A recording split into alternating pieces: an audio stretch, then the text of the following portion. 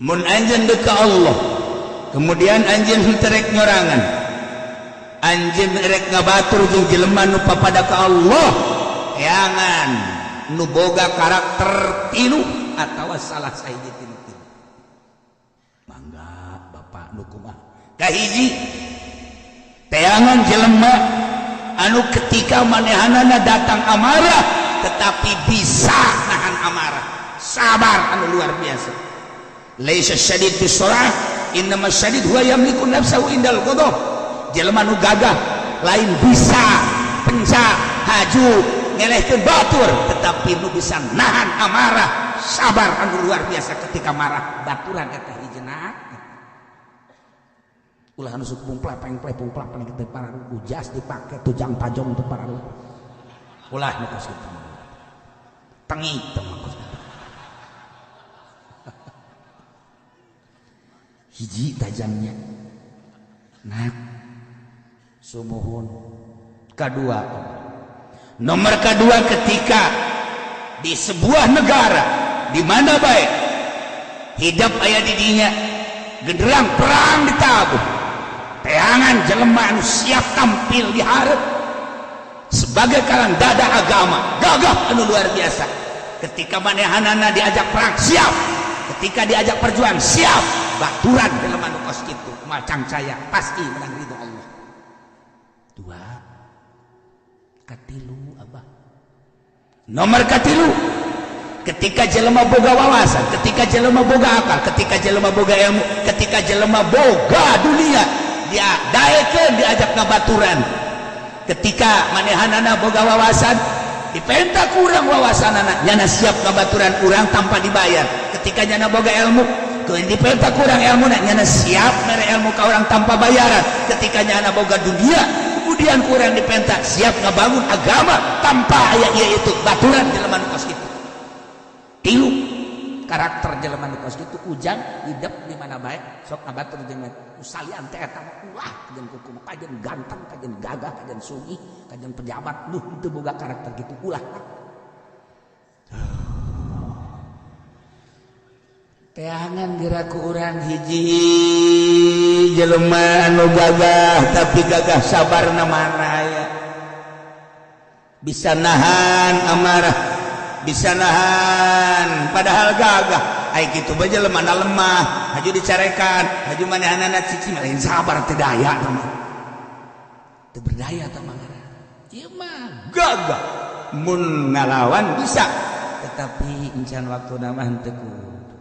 cicing we kos teretan sakali macok wae cicing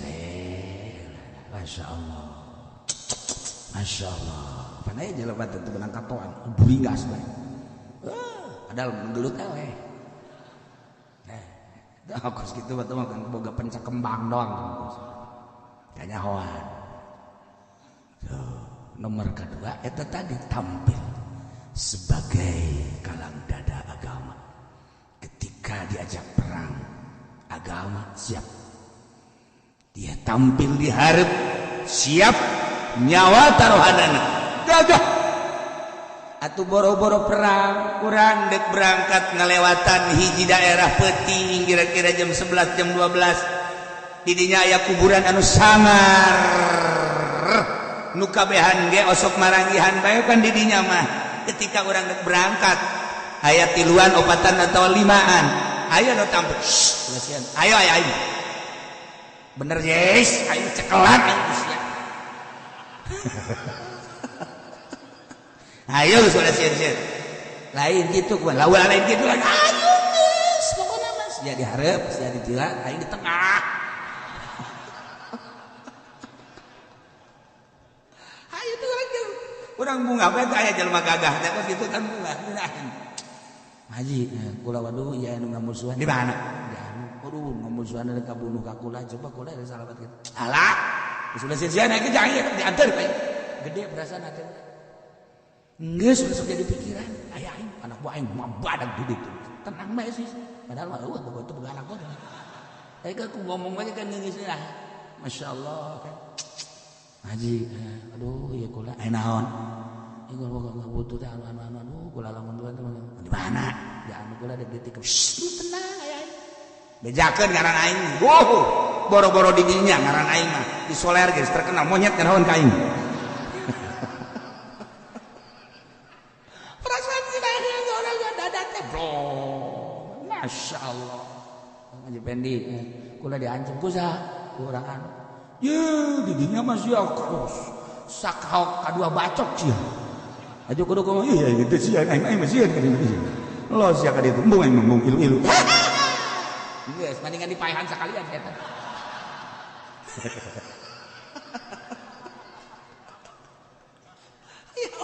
minta tulung anu kos kitu masyaallah Haji itu di kuburan eta tah kunaon sangar jasa kamari gaya kuntilanak segala genderuwo coba henteu pugu aing ge kakarak cager aing dirinya ngelempret panas pom pararanas aing ngan teu paeh doang ulah ka dieu oh budak teu merean teh kos kitu teu merean teu ngeudaheun baru kita ai jelema gagah bari hayo mah aja lain kabar lain di hatu ka dieu mah ngeuwas tanah moal jajuri teu kabeh aing di dieu mah ini nah bener ye bau kabeh juri mana betul bau kabeh jaing raja juri kan nah okos urang di Gantarawang teh kan lain lalagaan sangar teh suangar tadi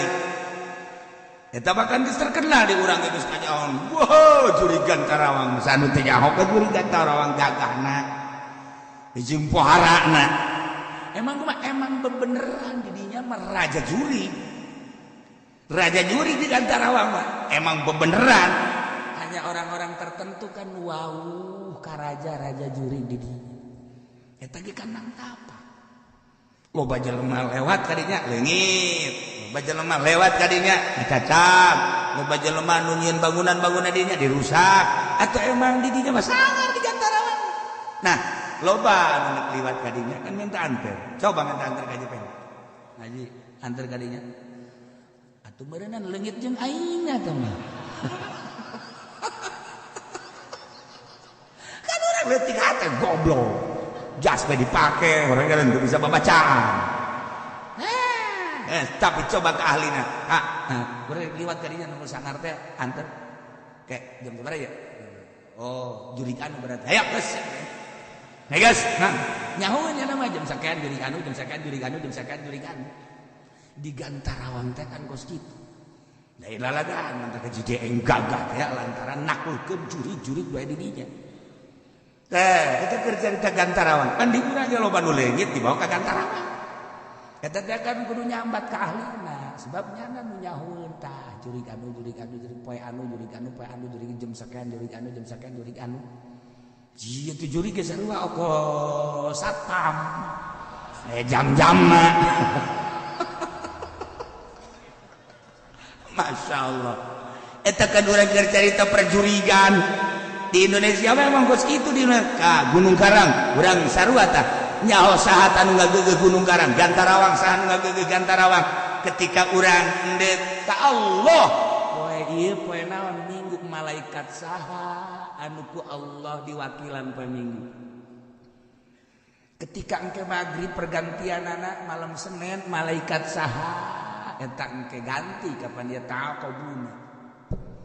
tuh engke penting malam Senin saha malaikatna engke malam saha poe Senin saha malaikatna engke poe malam Salasa saha malaikatna da eta teh urang kudu wau geus lamun urang endek melet mentah heula tah urang ka malaikat eta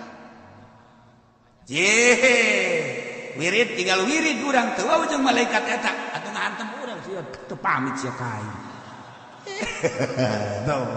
wirid urang jero qala Yusuf li abihi ya batin itu hadasa nah urang hadiah malaikat naon ieu kula buku ka Sarwiti urang mana Cikupa sampai ya gampang ya Sarwiti nu penting pesogokanana we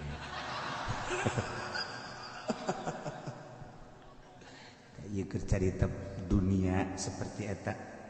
dunia gaib ya dunia malaikat ya dunia juri atuh gunung kawi ge sarua lamun di Banten para aulia para perwalian nah eta teh keluar ti urusan-urusan pergaiban nah aya jalur-jalurna nah kudu gagah jadi lamun gagah kan geunah berhadapan jeung lantak ieu budaya cek lukun laki hiji teangan pibaturan anjeun lamun anjeun gaul ka Allah anu bisa nahan uji sabar anu pohara ketika diluak diliak dicaci dimaki can waktu nama tetepe nyana leuwih bagus sabar daripada ngalawan jangan batur hiji kedua ketika genderang perang ditabuh nyana siap tampil di hareup sebagai berlaga panglima siap nyawa taruhadana jeung menghadapi naon bae nyana siap di hareup sebab boga karakter kepemimpinan anu stabil jeung sesuai eta nomor katiluna jelema anu boga wasa ilmu dunia nu bisa diajak jadi babaturan perjuangan agama eta betul nuhun nama sok sakitu bae salian teh eta ulah kajenting pejabat tetapi teu boga karakter ku situ ulah kajenting jawara teu boga karakter ku situ ulah kajenting kiai teu boga karakter ku situ ulah kitu bae tilu perkara eta salamet أم حسبتم أن تتركوا ولما يعلم الله أم إدراك anjeun boga sangka ka Gusti Allah sakadar nitahan perang sanggeta perang teh urang bakal diantepkeun ku Gusti Allah boga sangka kitu ka Gusti Allah teh teu hade jeung teu bagus padahal Gusti Allah anu nyiptakeun urang di eueuh ka aya nang Allah ti aya di urusan ku Gusti Allah eueuhna deui ge bakal di urusan ku Gusti Allah teu kaluar tina urusan-urusan Gusti Allah lantaran innallaha yukhfi Allah nyamarkeun kana kudrat iradat Allah bi asbabi melalui sabab-sabab urang teh bakal disalametkeun tetapi ku Gusti Allah dibere sabab heula urang bakal dicilakakeun ku Gusti Allah bakal dibere sabab heula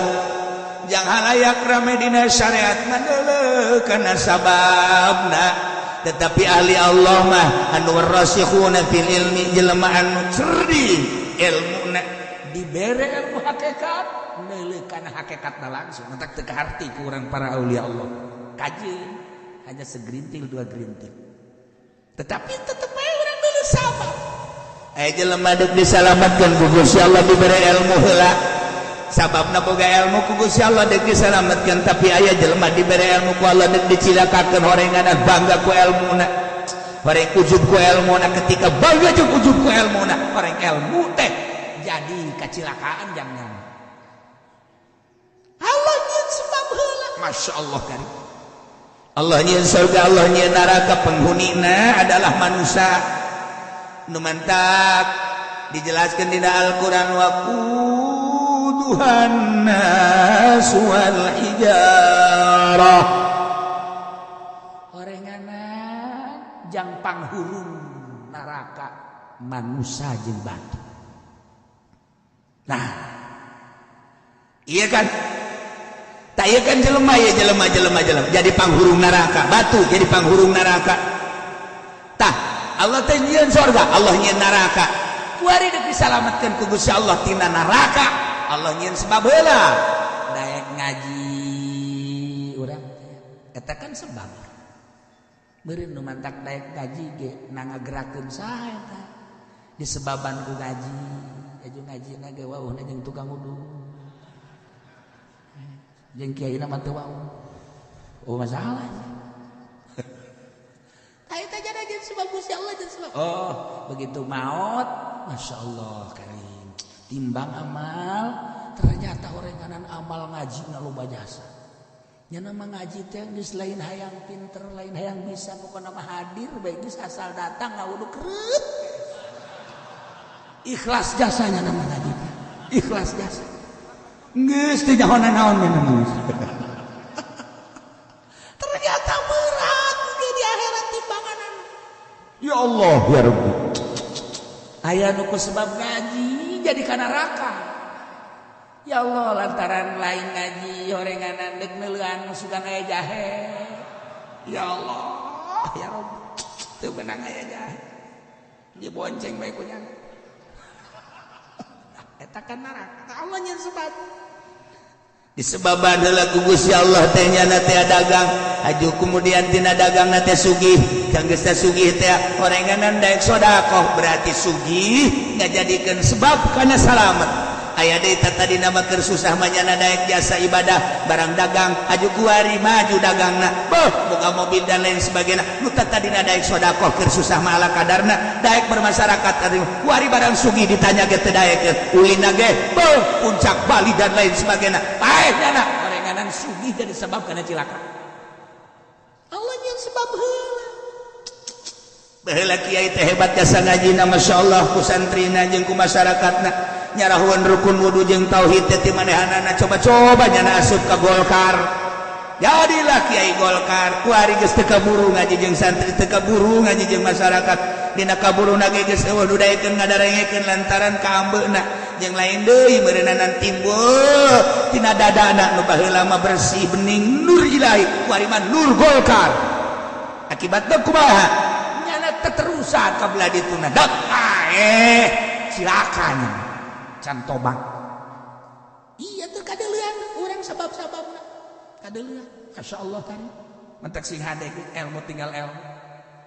Allah nya sebab heula. Yukhfi bi asbabi. Tah. Ulah naon kitu ngaran ragu ketika urang diperintah ku Gusti Allah salat. Aya hikmah keselamatan di jerona asal sing hade ngalaksanakeun salatna sesuai jeung aturan anu marentah. Puasa aya hikmah keselamatan, setiap perintah di jerona aya hikmah keselamatan. Nah kuari perang kita perang ku Gusti Allah aya hikmah keselamatan. Mun geus dicontoh-contohkeun ku Kangjeng Nabi jelema nu terbunuh perang kadeleuna kurang acak-acakan awakna puluhan urut panah, puluhan urut pedang. Cak Kangjeng Nabi teu karasaeun ieu sabenerna mah lantaran nyawana geus aya di sorga. Dikitu-kitu sagesta kitu deui ahli-ahli sorga teh sengit di mahsyarna tah nu perang teh dantara naon ieu urut jihad fisabilillah kabeh kabita beuh hayang amat baralik deui ka dunya hayang perang deureuh eta tah masyaallah ku sengit-sengit jihad fisabilillah nyana ge hayang balik deui perang terbunuh hayang balik deui hirup deui perang terbunuh deui hayang kutukuran geus dikitu-kitu ge can hayang perang bae. Teu daekeun teh perang teh. Heran urang. Sebab naon? Sebab pamimpin perang di urang. Urang diulah-ulah perang teh. Jeung emang encan waktuna kuari bae keur carita, encan aya anu memberikan semangat juang perang lawan musuh Allah. Padahal musuh teh geus loba jasa kan di Indonesia. Ambalayah kuari. Akibat karakter bangsa Indonesia ditonjolkeun bangsana dengan demokrasi dan pluralisme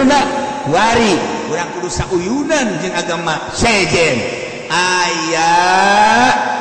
kudu saling silaturahmi tuh salah cuman akibatna gereja timbul di mana-mana encan wayah jeung gereja di hiji kelenteng di mana-mana tah ieu tanggung jawab bupati di daerah eta jeung mui engke mui na tanda tangan di dinya jeung bupatina paeh nyana gerejana aya urang tadi omong iyalah hasil bupati anu iyalah hasil mui anu nyanana geus jero kubur ke dibeulem ieu kumaha coba masyaallah kan ieu teh nu geuning ge kos sekarang itu tah urang kana bakal paeh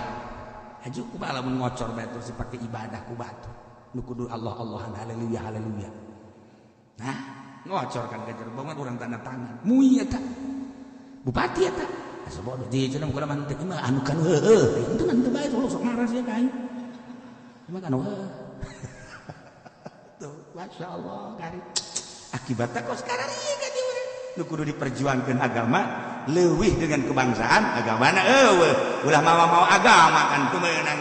di negara demokrasi ulah mau agama terpisah agama jeung negara agama negara agama dipimpin ku masing-masing nah hegae masalah akibatnya serangan-serangan ti non Islam seperti itu nah enggak nyangkakeun ieu baja agama-agama urang negara-negara urang bangsa-bangsa urang ke mayoritas tapi berlagam minoritas nanaonan urang di mata bangsa naon ditonjolkeun ku urang ngomong setik teu meunang komo di zaman Pak Harto tangkap gebruskeun gampang gebruskeun sabaraha puluh jeung ratus kiai anu ditangkap paeh di penjara masalah gerak Allah nganu bermasalah Pak Harto na ku ari jero kuburan emang teu bermasalah naon ciri bermasalahna jelema dititahan zarah ka Pak Harto teu daraekeun ka Gus Dur jelema diulah-ulah zarah bae Bung Karno geus dipindahkeun ku ari ka ditu dititah ulah zarahan Bung Karno jararah we ka Bung Karno mah kamari ieu kan dititah zarah ka Pak Harto diberean duit diberean ka Haji Pendi di jameunang Ki Pudoli aja teu meunang teu caranya ka ditu nipu nya mah eta pajar proyek punya tuh ciri hese sebab naon di benak hatina lain agama Bung Karno lantaran agama ditahan ulah zarah bae hese kemaksud tempat taliru hese tambah kos itu urang ke Banten Ambalaya kuburan teu nanyakeun ieu kuburan saha sudah deg zarah kana saja teu di bejaan ge ieu Kiai Anu ieu kan teu aya ka Maulana Hasanuddin bae henteu ieu ge incuna sabodok Maulana Hasanuddin bae hese atuh kumaha wae ih urang ke Cirebon ieu kuburan Ambalaya di memehna sugan hayang zarah henteu teu wau aja henteu cenah ieu anu henteu hiji we syarif hidayatullah sakitu bae roh urang nyambungna ka dinya paling gak nyaho doang assalamualaikum ya ahlal kubur pamit bari liwat kenyana perebut Pak Kumsalam aga sakitu bae Fatihah atuh hoy karak salam doang ya Allah ya Rabb dah ieu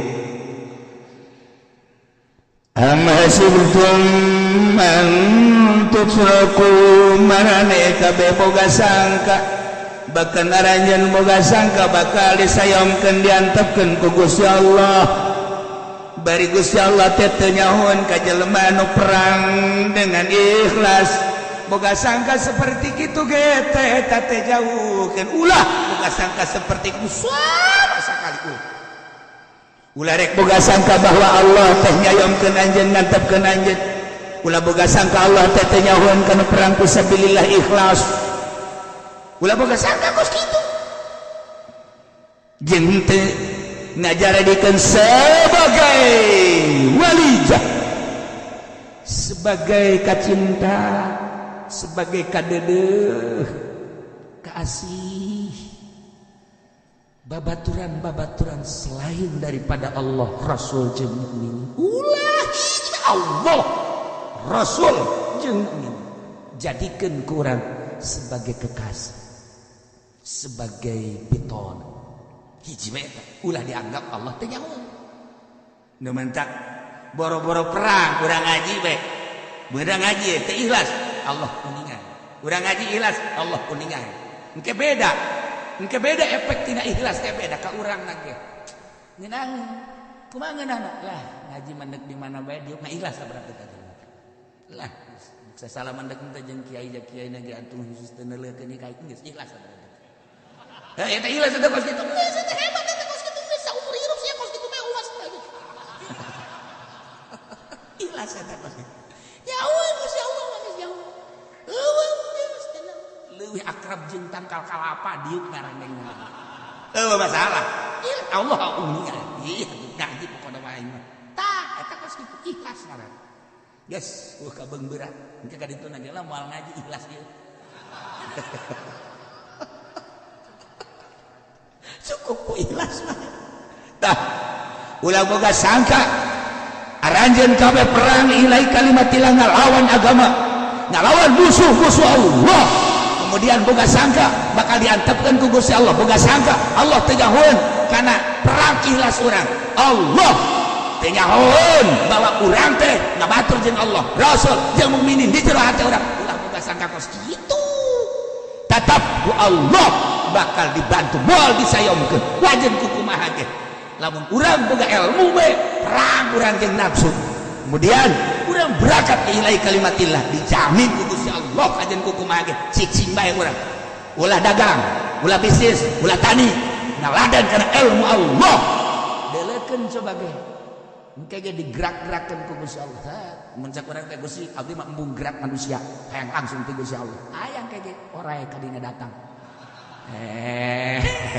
tanya maha kawasa Allah kumaha carana we Allah mah cara Kangjeng Nabi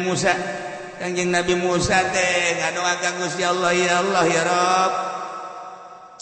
ya abdi teh dijadikeun rasul ku Gusti di Israel kemudian abdi teh keur ngoramah kapan ngangon keur ngoramah abdi teh kapan aya maisah kabeladieunkan ku Gusti teu meunang abdi teh tani teu meunang ngangon teu meunang dagang teu meunang kemudian ieu abdi Gusti bisa dahar abdi jeung keluarga abdi teh aya orang-orang Israel anu kadang-kadang mawakeun Gusti tapi tina babawaan orang-orang Israel teh ternyata loba Gusti apakah seperti ieu Gusti mere rezeki ka abdi coba eta cak Gusti Allah kemana bingung-bingung amat Musa atuh geus bae dahar laksana lain kitu Gusti apa nu kudu dagang kudu tani abdi teu meunang ku Gusti haja dibawakeun ya rahasiana cek Gusti Allah setiap rasul jeung setiap nabi berbeda-beda ka anjeun mah ku aing dikiriman maksudna naon lantaran orang-orang Israel loba anu bisnis loba anu dagang loba anu tani lamun teu disalurkeun melalui anjeun nyana engke moal menang ganjaran geus kuari sodako ka anjeun lain kudu didahar bae ku anjeun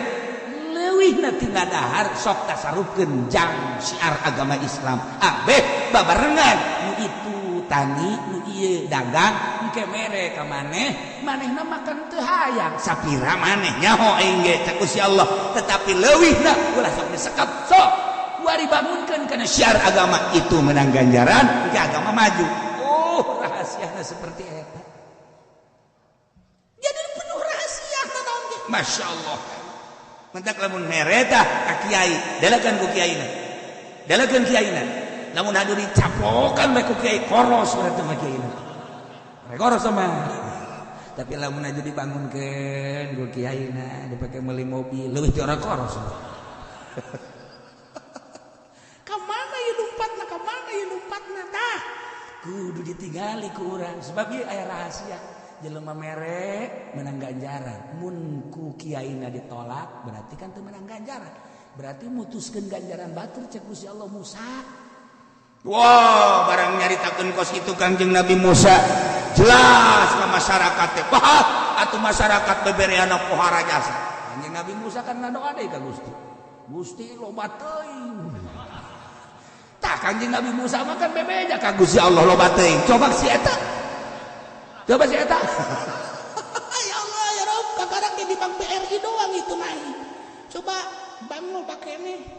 gue alhamdulillah geus dian rekening soal kiai sih buka rekening heran gue lagi buka rekening Masya Allah rekening mah jang pejabat sama sekalian kas neraka yang bangsa pengusaha rekening kiai buka rekening naon ceramah Maja ceramah makan rekening heran mah. Beres ya. Ente cedek bang ke modern. Jadi lebih saya proposal eta ke dunia itu kos gitu.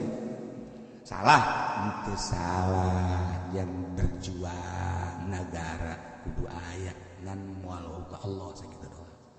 Moal pati wau. Moal atuh riweuh ku rekening marulu. Rekening deui, proposal deui. Bahkan lamun orang nyaritakeun dina kitab sanusi makan ngeri jelema bakal digiring di kuburan masing-masing ka mahsyar teh eta engke bakal tingkahna beda-beda wa minhum marraqib aya anu naik kendaraan engke ka mahsyar teh wa minhum al-masya anu leumpang ala rijlai wa minhum ala wajhi anu beungeut tapi leumpang panjang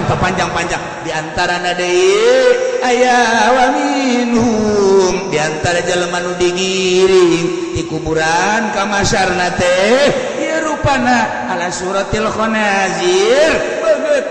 beungeut babi saha eta alladzina yakuluna suhta wal muksa jelema-jelema nu sok ngadahar barang haram jeung ngadahar pajak sakitu saha anu sok ngadahar barang haram nu tilok ngazakat dirobah mungkin bakal beungeutna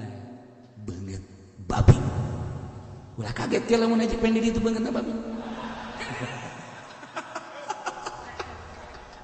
aduh masyaallah kolot teh babi nage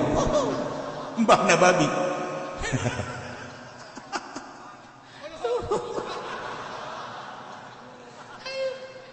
itu gak sok ngadahar pajak ya buksa teman pajak gagah tinggal gagah kuari komandan tinggal komandan di bapak-bapak tinggal di bapak-bapak akhirnya nak keluar di kuburan giring ke masyar beungeutna bakal beungeut babi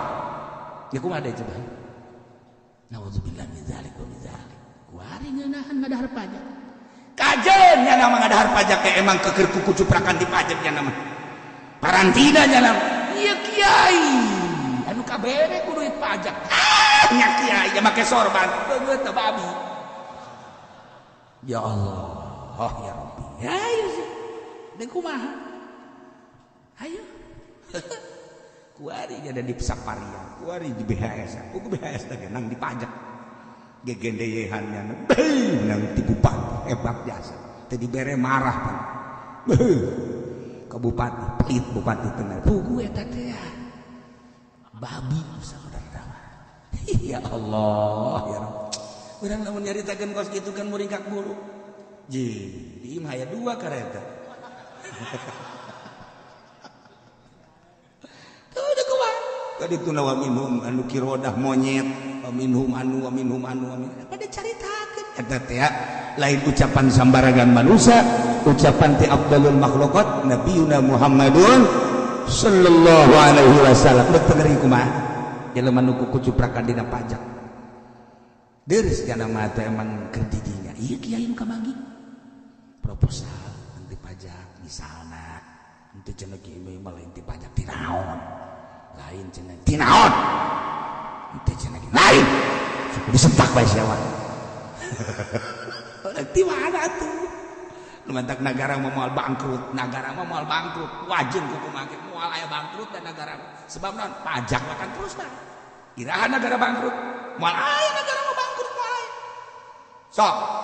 anu ngarti tentang statistik pernegaraan iraha jeung negara mana nu bangkrut moal aya di mana bae eta mah defisit dan bangkrut lain sebagainya dengan omongan doang moal aya sebab naon keur kumaha bae bayar pajak akan urang terus bae bayar pajak betul baik kita kan untuk kekuatan negara di mana ya negara mandek malaya bahkan manehanana siap untuk meningkatkan deui utang lantaran dideuleuh negara loba jasa ieu bangsa loba jasa umat dalam sekian tahun kitu kan nya manghitung bangkrut negara pajak terus baik bahkan engke mah henteu kudu engke ngan lah imam mau dicaritakeun beuki leuwih dahsyat dari perpajakan kuari bae geus bingung kuari pengusaha bingung menghadapi pajak engke iraja engke terserah ente geus tapan ieu kuring kesulitan pengusaha menghadapi perpajakan nah anu engke bakal kaditu nama segala rupa ge dipajak ceuli aya pajakan mata nu urang ti Allah ceuli nu urang ti Allah bakal kena pajak lamun teu dibayar pajakna dicokel mata sia ayo sia ayo kakarake kuari tentang ka imah pager sendok piring geus direncanakeun engke diri urang bakal aya pajak naon sih kos kieu bangsa naon ini kos kieu akibat naon ieu akibat henteu make Al-Qur'anul Karim henteu make syariat anu dikembangkeun ku Kangjeng Nabi urang Kangjeng Nabi Muhammad sallallahu alaihi wasallam akibat temake Al-Quran dicaci maki akibat temake syariat Kangjeng Nabi dihina di Prancis geus 3 kali menghina Kangjeng Nabi dicoba ku Yahudi jelema-jelema kita ngaku nabi untuk menyaingi Kangjeng Nabi Muhammad terus-terusan Yahudi terus-terusan kafir kaurangan ngadoja. Sementara urang teu pernah nonjolkeun agama, nu ditonjolkeun bangsa. Kos ieu lah seperti da. Nah, maksudnya coba bangkit semangat bangsa di bidang agama. Ulah isin jeung ulah sieun, tonjolkeun agama urang.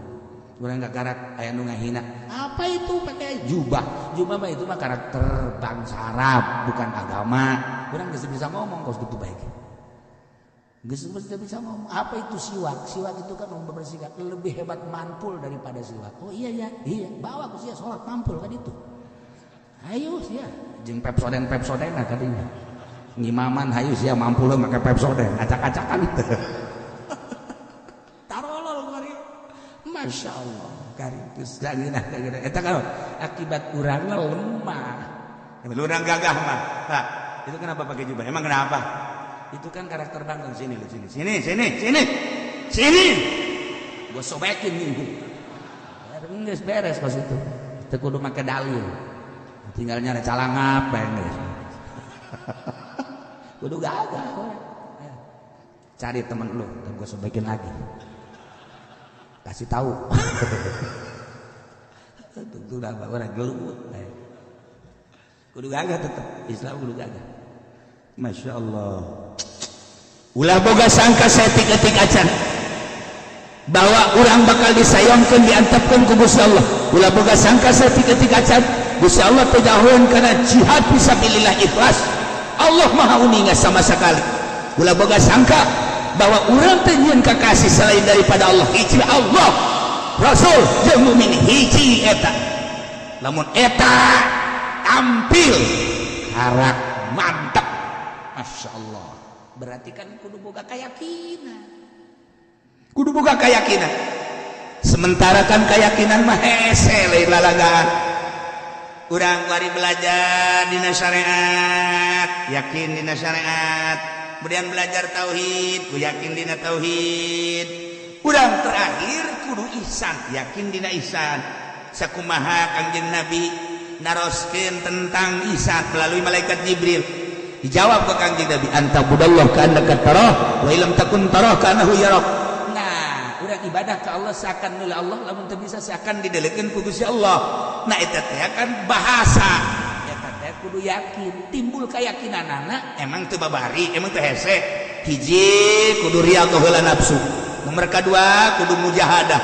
merangan nafsu. Riyadhah ngajar nafsu, mujahadah merangan nafsu. Nomor katilu kudu muhasabah. Nomor kaopatna tafakur kakarak, timbul perasaan didelekeun ku Gusti Allah. Lamun geus boga perasaan didelekeun ku Gusti Allah, ka mana bae? Berarti kan urang hayang nuturkeun perintah-perintah Allah. Sebab moal ka mana? Urang bakal ka Allah. Nu mantak urang kuari lengah ge, salat engke-engke datang ka henteuna, teu asa didelekeun ku Allah, komo asa didelekeun ka Allah mah. Kredit urang diteruskeun teu asa didelekeun ku Allah, komo asa didelekeun ka Allah mah. Kemudian orang wani sadajan kiai nongkon main bola di TV, kiai goblok kan eta mun kos kitu. Eta teh asa didelekeun ku Gusti Allah kan. Tuh, lamun asa didelekeun ku Gusti Allah mana bisa isi atuh ka Gusti Allah. Tapi hayang asa didelekeun komo asa didelekeun ka Allah kudu berjuang heula. Berjuang riyadhah, diajar heula ku urang nafsu. Berangan heula ku urang nafsu teh mujahadah ngaranna. Udang utang itu, udang teh muhasabah, jeung tafakur karena kemahaagungan Allah. Tafakuran ku urang pagawan pada melang asar-asar tapak-tapak Gusti Allah Subhanahu wa taala. Engke timbul sorangan, yakin. Seorang nabi di Israel baheula hayang boga yakin ka Gusti Allah. Tetep nyana ngadong adi. Geus capek nyana ngadoa kakarak cek Gusti Allah, hei Nabi sok maneh geura datang tuh ka gunung. Datang nyana ka gunung, ternyata di gunung aya batu. Batu teh kaluar cai. Cek Nabi meureun ieu nu kudu didatangan teh batu ieu. Ngomong sorangan batu. Assalamualaikum ya Nabi Allah. Waalaikumsalam. Cek ya, batu bisa sama. Mulai timbul yakin oh paingan cak Gusti gorenganan ketika orang berangkat kabeh nararanya ka urang tatangkalan nganti kadenge bae ku urang paingan Kangjeng Nabi batu-batu salam nah ieu batu teh uluk salam ka Nabi mulai nyada yakin tah bahwa kabeh ge ngararong masyaallah tanya ku nya batu geus sabaraha taun maneh cicing di dieu geus ratusan tahun pula di dieu ai maneh ieu kaluar cai naon ieu cai naon ieu teh cai mata kaula oh maneh teh cerik sumuhun anu mantak cerik kunaon dina Al-Qur'an aya waquduhan nas wal hijarah nu bakal jadi panghurung neraka teh horenganan batu jeung manusia sejak eta di Lauhil Mahfuz kula ceurik anu luar biasa berarti kula bakal jadi panghuru bakal jadi seuneu neraka anu bakal meuleuh kufar-kufar musyrikin jeung munafikin kitulah mata kula ceurik ya Allah ya Rabb nek mere yakin Gusti Allah teh ka seorang nabi kudu ngobrol jeung batu tuh nu mantak datang ka ayeuna para aulia Allah teh kadang-kadang maca kitab mah henteu yakin tetapi kapanggih jeung salah satu bentuk jeung salah satu benda jeung salah satu kitu naon karah sesuatu timbul kayakin hanya Allah engke nu mere yakin kumaha Allah bae carana entek ngadoa ka Nabi ya Allah ya Rabb abdi karunya ka ieu batu kulantaran batu teh ieu ceurik teh jeung ceurikan dirina anu bakal jadi panghurung neraka wayana sakitu Gusti panghampurakeun ieu batu supaya ulah dijadikeun panghurung neraka lantarannya nama geus ratusan taun ceurik cak Gusti Allah wahai Nabi bedakeun ka batu geus dihampurana nama moal jadi panghurung neraka geus ditepak ku Nabi teh batu nyana ngaleos barang ngaleos godean caina mah gedean caina mancer tadi mangan ngarecek doang ku ari wacar kos air mancur geus 5 meter 10 meter boki gede bae balik deui ka Nabi ka dieu hei batu tadi mah maneh ngan ngecelakan doang ceret ceri kok ieu gedean cak batu teh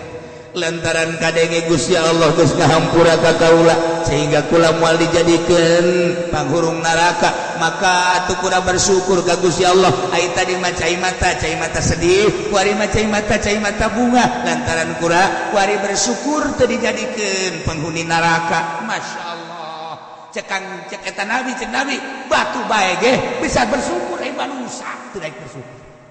eleh ku batu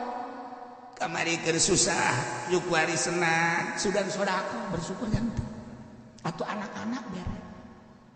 ieu mah henteu ngan didelekeun doang ka anak tah abah boga milik tah nyata tah tapi sia ulah harayang atuh mah teu didelekeun tolol tah kolot terus kitu tah nyeri hate anak ngomong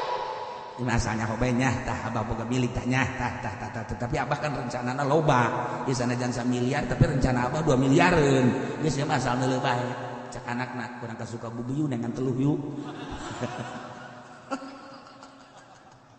eta kolot tolol eta si baju milik ka dieu heran anu biasa bahas tuh Masya Allah batuk bae ge cerik lantaran dek dikanarakakeun sedengkeun manusia dua urang teu pernah cerik mendak jelema nu teu pernah cerik jeung cerikan dosa jelema ciri bahwa teu asa hate di mana-mana teu asa teh can aya tanda-tanda ahli sorga leungit sendal mah bisa cerik tapi neuleuh awewe teu pernah jeung cerikan tolol teh ka jelema leungit sendal mah cerik sia urang cerik sendal leungit sendal naon jepit ya da jepit bae dicerikan ayo deui jeung jangan teh eta tapi ngetrekan awewe mah sugan cerik henteu nyuitan sit seserian tolol gitu eta jelema tolol teh geus kitu eta sendal lagi ceri sendal jepit deh tapi karang nu bakal ka neraka teu pernah ceri teh se ngetek nu bagus mah urang hudang jam 1 atawa jam 2 kemudian haju diuk heula urang ngopi ngarokok heuh tahu osok tidak gitu waktu gitu mah atau ini nyawa batuk diomongin osok mandi heula nawaitul ghusla lis-salamati wal afiyah abdi niat mandi yang keselamatan jeung kawarasan yakin ke di jero hate moal kudu gering aduh cenah ieu kakara ge saparapat jam nya hes aju mandi asana isuk influenza gring cara naon mis influenza siapa gering sia ka jeung kuat ulah boga pan geus diniatan nawaitul ghusla lis-salamati wal afiyah abdi niat mandi jeung keselamatan jeung kawarasan nu boga salamet jeung waras Gusti Allah abdi dititah ku Gusti Allah pergantian cuaca di malam hari ke jam 12 pinuh ku syifa kadituna kewarasan nyanggakeun abdi ka Gusti Allah mandi urang gitu tambahan di samping nawaitul ghusla salam nawaitul rafal hadatsil akbar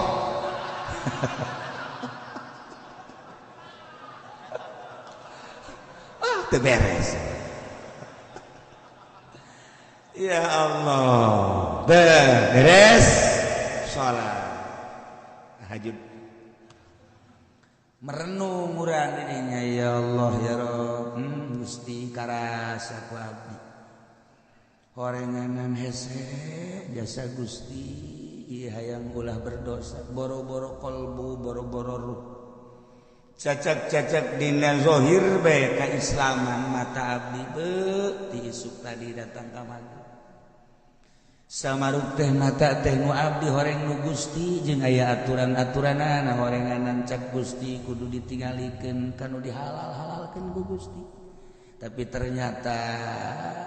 berkarakter jeung berwatak sakahayang mata Gusti cukup abdi disiksa ku Gusti ku dedeuleuan mata abdi ge mun teu dihampura teh hampura Gusti mata abdi ku lengahna abdi teu rasa diatur ku Gusti jadi besa kahayang abdi dula deuleu teh padahal mandeuleu jeung kiceup teh digerakkeun ku Gusti tapi perwatakanana anu dibikeun ka Gusti ieulah anu disambut ku nafsu sedengkeun nafsu jadi lamari setan jadi kendaraan setan ternyata horenganan kiceup abdi kiceup setan deuleu abdi deuleu setan padahal mana gerak-gerakeun ku Gusti tapi watak anu ditumpakan ku setan dina nafsu abdi teu bisa ngendalikeun hampura Gusti segeruk kurang ceurik ka mata doang iraha urang bisa nyencerikan kos kitu hayu coba jalain deui mata nu sok ceurik mata deuleu kadeuleu ieu mah lain deui matana mata keranjang tah kitu sok teman-teman para wali Allah mah sakicep ge deuleu matana ieu mata sok ceurik ge kadeuleu lain deui di deuleu matana doang geus kadeuleu oh ieu beda ya jadi hutang ceurik bae kadeuleu encan irung encan ceuli dan lain-lain sebagainya mantak jelema salat khusyuk jeung teu khusyuk bakal kadeuleu tina naon ge tina gerakan salat kula pernah taraweh di dieu jeung almarhum abah itu cerita almarhum kemudian cek abah teh si eta khusyuk tah salatna kadedengekeun bae cih kok kanyahoan sih ku abah yes asal balik taraweh kan ulah bareng cek abah teh khusyuk tah si eta hayang nyaho kula dideulekeun ku kula sewaktu-waktu salat lain sekali tanya ditakeun teh si eta khusyuk salatna kanyahoan pas aya haji pendek si eta teh khusyuk tah salat teu tama variasi doang ya Allah ya Rabbi ngen lain masalah naon kok bisa kanyahoan jakula teh ieu jelema khusyuk salat kok bisa kanyahoan sih ya lila-lila ditaliti ya nanya deui ka almarhum nanya oh horenganan aya gerak-gerak anu kos gitulah jelema khusyuk oh tah kanyahoan encan gaib teh bang kos kitu masih keneh utang hitungan zahir keneh masyaallah geus kanyahoan tuh nya ikhlas ge kan sebenarnya mah jero hate tapi ku gerak teh geus kanyahoan hampang jeung jelema ikhlas urang dek datang heug teu kajen, dek sasalaman heug teu kajen, dek mere heug teu kajen, dek wau heug teu kajen. Sebab teu pernah ngadoakeun goreng wali Allah mah selalu ngadoakeun bagus jeung selalu ngajakan ka Allah bae dek nu kumaha jeung di mana bae. Hampang jadina. Tuh, urang silaturahmi ka mana kan? Embung lah, kunaon? Ai itu babawaan sudah ditanyakeun. Hahaha, kieu berat eta kos kitu. Teu beres kieu tah. Teu beres kieu. Asal kos gitu baik. Geus ikhlas eta mah kan nyambung roh jeung. Nah eta lah nu kos karan itu ikhlas teh ya kanya. Nah, lantaran Gusti Allah nitah jihad fisabilillah di jero jihad teh aya hikmah-hikmah, aya rahasia-rahasia. Jangan luhurkeun agama Allah. 2, hiji menang luhur agama Allah. Eleh sorga. Sakitu deh. Rugina urang ketika berangkat perang. Menuju keluhuran agama Allah Subhanahu wa ta'ala. Ulah boga sangka haji urang perang diantep ku Gusti Allah sama sekali. Ulah rek boga sangka seperti itu. Ulah jeung ulah pajar Allah teu naon karena gerak-gerak jihad urang. Berangkat perang urang dengan keikhlasan Allah naon sama sekali. Naon lain naon ade. Memeh urang didamel ku Gusti Allah. Allah geus tahu. Masyaallah. Nu samar ku Gusti Allah. Nu sama jeung ulah boga kekasih selain daripada Allah, Rasul jeung mukmin jadikeun sebagai batur urang, sebagai kekasih urang, sebagai teman dalit urang adalah Allah, Rasul jeung mukmin. Sakitu bae. Wallahu khabirun bima ta'malun. Gusti Allah teh maha uning kana naon nu kurang didamel, anu kurang dipigawe endek teh jawan kumaha gerak bagi menanti Gusti Allah. Atuh Gusti teh maha uning lantaran Gusti Allah maleuwi deukeut tibatan urat genggerong. Wa nanu aqrabu ilaihi min hablil warid boga hirupna gati Gusti Allah bahkan dijabarkeun ku ahli thariqah mah ana aqrabu min nufika ana aqrabu min nafsika kaula leuwih deukeut tibatan ucapan anjeun bisa ngomong ge nagagerakeun aing atuh aing teh aya di dinya deuk hese amat neangan aing nu mantak sia loyog ka mana bae ge atuh aing mah nyaho sia ikhlas aing nyaho sia teh ikhlas aing nyaho gawe naon bae sia aing nyaho lu samar di diri aing di zat aing mah di kemana sih lompat ayo sama khabirun di mata lamun urang geus di murokobahan eta isin gerege ka Gusti Allah urang mun bertingkah jeung berlaga berpagawean keluar tina instruksi Allah urang bakal isin sebab naon pan dikanyahokeun ku Gusti Allah khabirun di mata malu isin masa urang di kiai-kiai haju nonton bola di TV aneh kan isin sebenarnya mah ku batur di kiai-kiai orenganan Masya Allah kiai Jerman nih mau orengan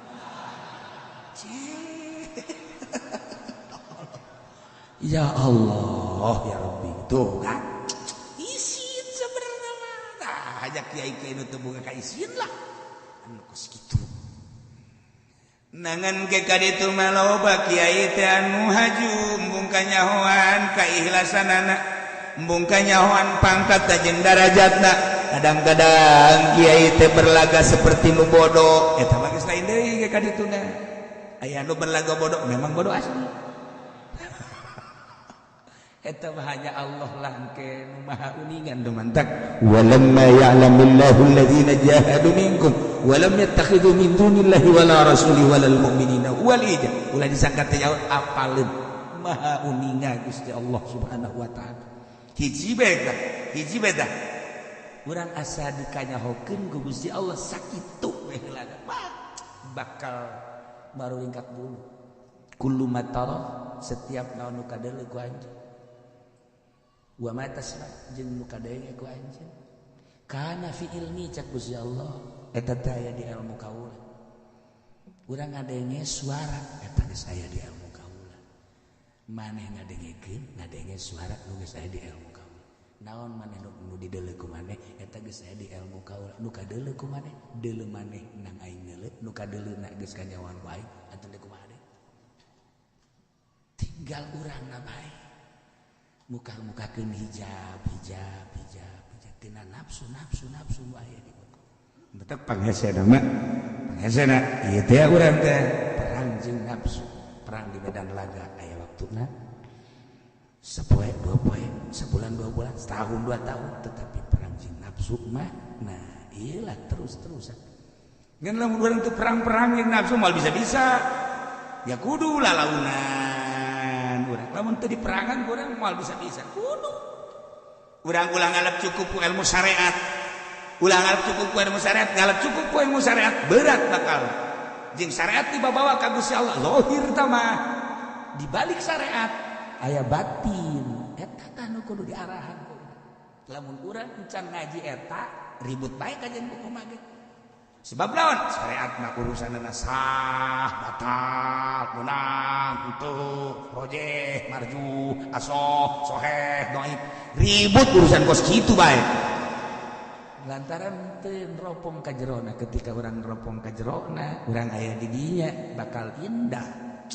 jeung ibadah encan puas lamun masih kedeh aya di jero syariat. Nah, ieu nu bahayana kalap cukup ku syariat doang, henteu langsung motor ka jerona. Mantak kabatur ngomongkeun bae ribut nu aya jeung tetangga, kiai jeung kiai ge teu sapu akibat syariat. Sebab naon di jerona henteu boga tawadu. Kan aya tawadu mah lain cara urang Bandung. Urang Bandung, urang Garut mah tawadu teh mah tawadu adat. Sasalaman di jalan mendak ieu lebih mendak di ieu mendak lah kege sarujud di jalannya ka jeung kumaha eta mah tawadu patak kawas gitu mah deuleukeun ge kurang aya becak katabrak dia hujan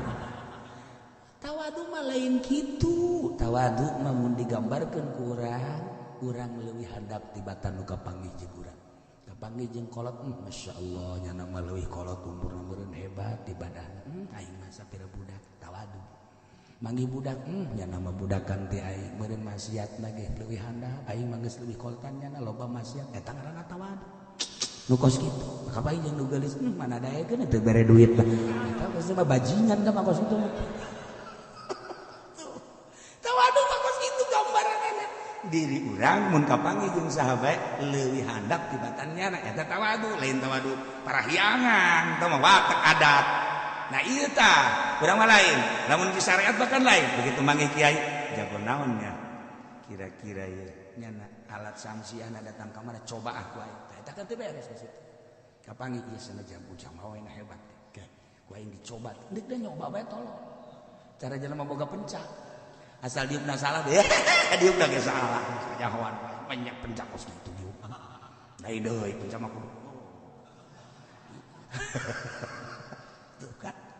kajauhan tah tawadu teh kos kitu geus Allah kan neuleukeun ka urang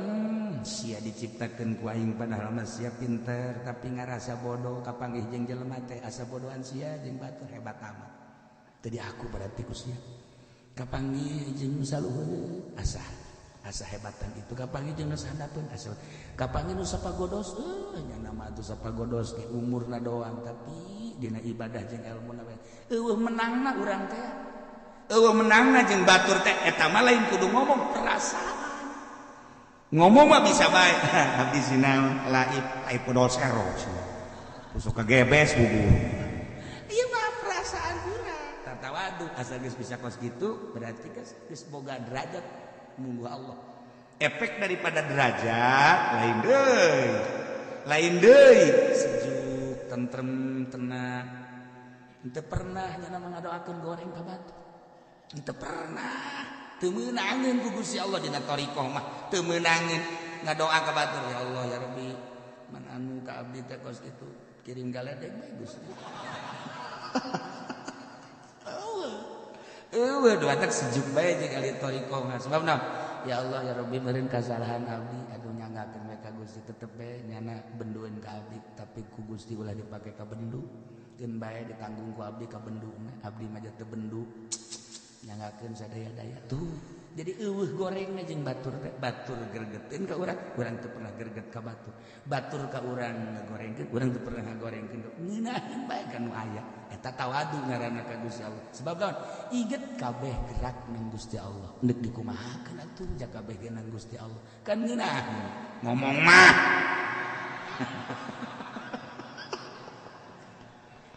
Masya Allah pibuktian pugu darder harurung jegur ka iman nah iyalah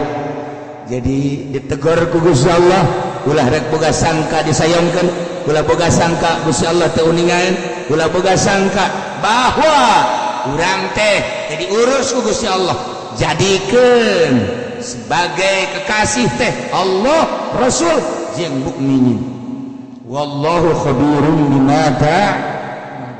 Ayat selanjutnya ieu nu bakal rame maka kana lil musyrikina ya'muru masajid Allah wallahu a'lam.